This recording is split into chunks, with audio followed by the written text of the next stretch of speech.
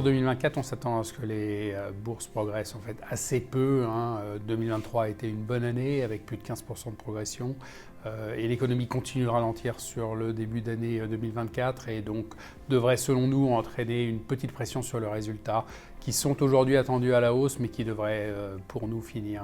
à la baisse.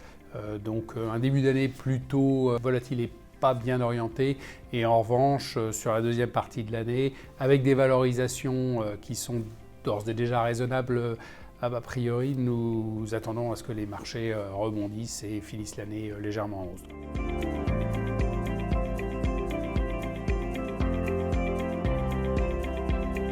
Dans la première partie de l'année, le cycle continue de ralentir, les bénéfices sont sous pression, probablement d'ailleurs davantage dans le segment de marché qui est le plus cyclique et donc on privilégierait plutôt les valeurs défensives ou celles sensibles au taux. Donc on pourra notamment s'intéresser à des valeurs, des secteurs comme la santé, les biens de consommation, les services aux collectivités,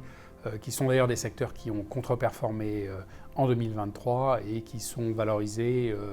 selon nous, de manière assez attrayante aujourd'hui. En ce qui concerne la deuxième partie de l'année, là, on s'attend à un retour de la visibilité sur l'économie et un premier impact de la baisse des taux. Et par conséquent, on s'attend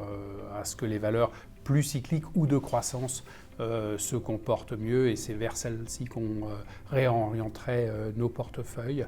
On s'attend, comme en 2023, à ce que les styles croissance ou valeurs faiblement valorisées aient une influence limitée sur la performance des marchés.